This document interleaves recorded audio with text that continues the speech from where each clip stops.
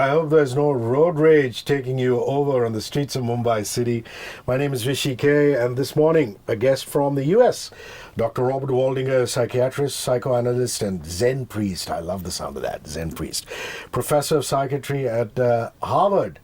Hello, good doctor. How are you? I'm good. It's a pleasure to be here with you. Millions of people on the road right now in Mumbai City listening to this. I can testify, all of you who are not watching our video feed, the doctor has the most amazing beaming smile. It's the first thing I noticed the moment he came in through the office door. And you obviously have nothing to do with it. It has everything to do with your lovely wife who's accompanied you. It absolutely does. She is my inspiration. The study, that doesn't amount to anything. It's just the no. wife. You have to score brownie points, Doc. Find the right person and you'll be happy forever. Oh, that's it. All. That's the secret. That's the secret. And if my little ones and my lovely wife are listening to this, well, that's it. That's all we got. Now, it's wonderful that we have the good doctor here because he's director of the Harvard Study of Adult Development, which is the longest study on happiness ever done. A century? 80 years? 85 years. That's where we are now. Started in 1938. And 734 people in all. In all, but then 1,300 children. So over 2,000 people total. What do you call them, baby boomers? Well, they are. The children are all baby boomers in their 60s on average. Yeah.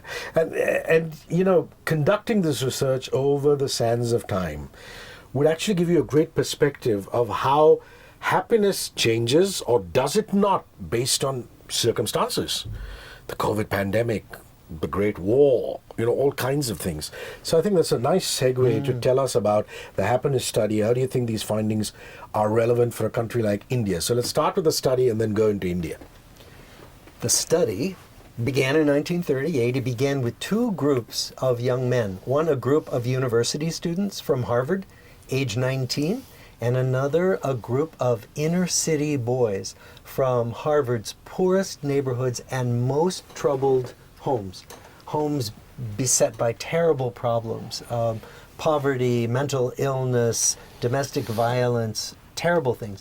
And that group was a group of boys who were staying out of trouble. For some reason, even though they were from difficult backgrounds, they were doing well as children and then as young men. So we studied both groups together, and we've studied them their whole lives. There are a few still alive now, 85 years later. They're in their late 90s, or some are over 100. Wow. Yeah. That's amazing. It's like, I was reading this book called Ikigai. It's a Japanese philosophy of finding truth and happiness and things like that. But there's a lot of stuff in the spiritual plane. But what I love about what you guys have done is this is hard data, right? I mean, you can't argue with data.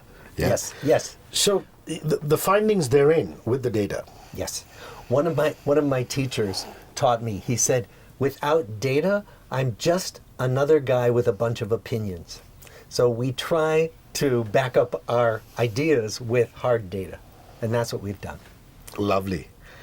And what really is the core of it? Well, the core... How are people happy? Or how are people able to be happy? First principle will not surprise your listeners, which is that we need to take care of our health. So taking care of our bodies and our minds. But then the second principle, which surprised us, was that we need to take care of our relationships. That the people who have the warmest, happiest relationships live the longest and are the happiest, but their bodies also stay healthier. They don't get the diseases of aging as soon, if at all, and their brains stay sharper than the people who have more difficult relationships or the people who are lonely. And relationships and striking relationships, is such an important aspect as far as that is concerned, isn't it?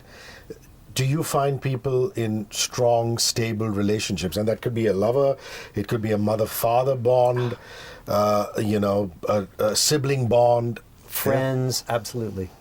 So definitely stronger and happier in that aspect. Stronger and happier. So how is it relevant today for a country like India? We're what you call a developing country. We look to the developed West saying, we're going to get there and get there very soon. Yeah. So how do you view all of your findings when you come into this vast oasis that is India? Well, don't look to the developed West for everything, because Wow. one of the things we find is that there's more social isolation as families are more mobile. Families are taken out of their communities because people move for their job. And one of the things that I've been so impressed by in India is the emphasis on family, the emphasis on stable communities, and making family a priority. So don't look to the United States and say, we want to be just like them, at least not in this respect. Yeah, I'll have friends coming in from the US and the UK, and they find it very surprising that adult sons live with their parents, Yes. or adult ladies. And these are people in their 40s, sometimes in their 50s, living with their parents. But it's quite the normal thing to do in India. In fact, if you don't live with your parents, sometimes you're asked, where are your parents? I hope you haven't put them in a senior citizen home, things like that. And in the States, as you know, it's the opposite. If you do live with your parents, the question is, well, what's wrong with you? Why can't you move away? Now, we're very sad because we have two wonderful adult sons in their 30s, and they've launched, they've flown away. Wow. You're coming in as the chief design inspiration at Rustomji. I have a lot of love and respect for Percy Burman and what they've built at Rustomji. And to me, the beauty is that they give back to society. I mean, they fund education, they uplift the girl child. They employ people in and around the area and people from underprivileged communities. What do you think about Rustomji's endeavor to build community spaces and spread happiness? They seem to be doing the right thing in that we have to build spaces that bring people together and make people feel safe and comfortable together. And Rustomji is trying to do that. They're trying not only to build the spaces, but then to help people use those spaces to make connections with each other and to feel comfortable with each other. You made a very interesting point about how you really admire India, you admire us for joint families. By joint family, I mean, where the parents live with the children, celebrations, coming together and things like that. But there are lots of these lone rangers who will say, Doc, I like going up into the mountains and doing a bit of meditation in the Grand Canyon or the Himalayas. I'm happy going alone, whitewater rafting and things like that. Will they still need their relationships? It's just fine to be a Lone Ranger if you want to be. So what we find is that some people like to be alone more than other people. That's not a problem. It's when you are more isolated than you want to be that you are more stressed and your health breaks down. But as far as we can tell, everybody needs at least one person in the world who has their back, one person in the world they can turn to when times get tough. But it might only be one or two. It doesn't have to be 50. And would going to therapy qualify as having somebody? Or yeah, it would. Yes, Yeah, very wonderful. much so. My wife Jennifer and I are both therapists, and we love working with people, and many times people get great help and comfort from working with a therapist. Wow, that's why you're such a good listener. I can find the doctor being riveted and hanging on to every word that I'm saying, which is so beautiful for me when I'm speaking. You've been interacting with people at Rustomji. There are these wonderful projects all over Mumbai city. How do they fare in terms of the happiness index, or just ticking all the right boxes as far as happiness is concerned? Well, it seems that they tick the right boxes in terms of not only bringing people together, but bringing them together in spaces where there is natural beauty, where there are sustainable environments, plants that are native plants. They're thinking about the environment as well, the natural environment as well as the human environment. And that combination seems to be an ideal combination. That's wonderful. One of the reasons Dr. Waldinger is in town is because there's this wonderful 3-day festival, a circle of happiness, that is being created by him and the good people at Rustomji. And on the 7th, and I must forewarn you, this evening, I'm going to be in the audience. So what can we expect? What are you going to chat about, talk to us about? Well, I'll talk to you some more about the study, about what we've learned about what keeps us happy, what science tells us about why some of the things we think will make us happy really don't, like wealth and buying lots of material things.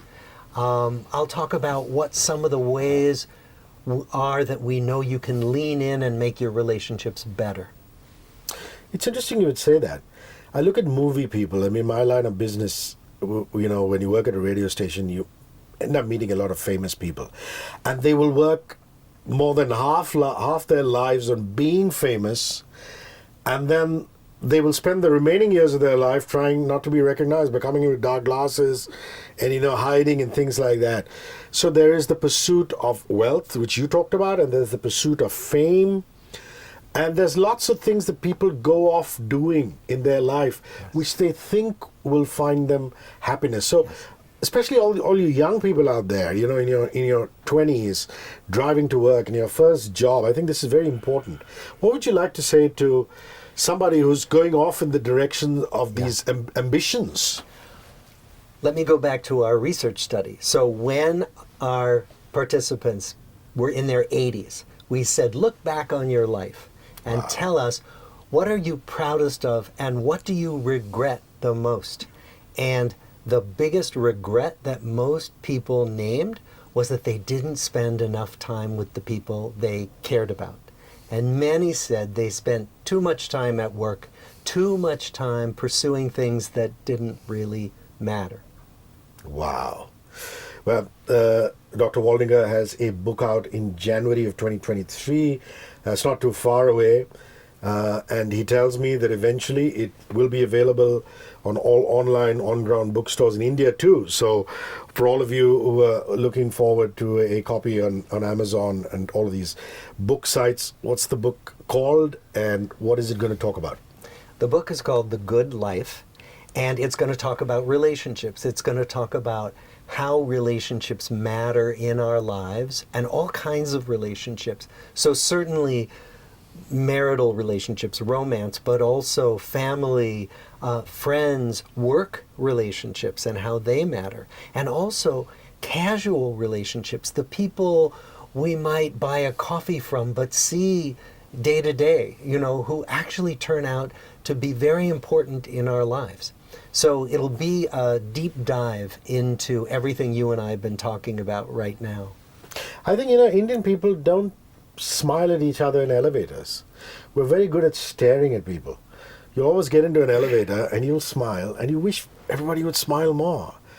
I mean, isn't that one of the secrets of, you just mentioned that. You can walk into a Starbucks to take a coffee, but you will always remember the guy or the girl who serves it to you with a smile saying, have a good day, as opposed to the guy or girl who's really irritated and goes, change. Yes. Isn't it? Maya Angelou, who was a writer and activist, Maya Angelou said something that I love. She said, people won't remember what you did, they won't remember what you said as much as they'll remember how you made them feel. So if you smile at someone and you make them feel something, that's what they'll remember. Doc, you're Deepak Chopra. I love that. I love that. Yeah. This is so wonderful. And in that aspect, is book writing something that you're able to do very often, considering you still teach at Harvard, don't you? Are you able to find enough time? Because I know writer friends of mine who need to go away and spend a few months banging away at their keyboard. The pandemic turned out to be a good time to write a book. Wow. Because we were all locked down, and with my co-author, Mark Schultz, we just wrote and wrote and wrote and talked to each other on the phone a great deal. That's lovely. What is it that you find most remarkable about India? The flowers and the food And the people. I hope you're going to other places. Mumbai is really not the real India. Yeah. I hope you're going into the interiors. Do you have enough time this trip? We don't this trip, so we want to come back. Yeah, I will highly advocate going into the south of India, like Kerala and places like that, or go to the north, which has the desert, which is Rajasthan and things like that. Just go into the villages and things like that. You'd really love that. Yes, yes, we will come back. Your big advice to anybody who's listening on how to build that circle of happiness. Take care of your relationships. Don't just assume they will take care of themselves. Be active. Reach out to people. Make sure you stay in contact with people so that you keep them alive. We talk about social fitness the way you might think about physical fitness. Wow. You actually, day after day, week after week, make the effort. That's wonderful. This evening at the NCPA, the National Center of the Performing Arts, Tata Theatre, in that Performing Arts complex, Dr. Waldinger will be speaking to us. I really look forward to that. I had such a wonderful time talking to you. Thank you for your time. Thank you for making the trudge in the Mumbai traffic. This was a pleasure. Thank you for having me. Thank you. 94.3 One World, your station. Radio 1.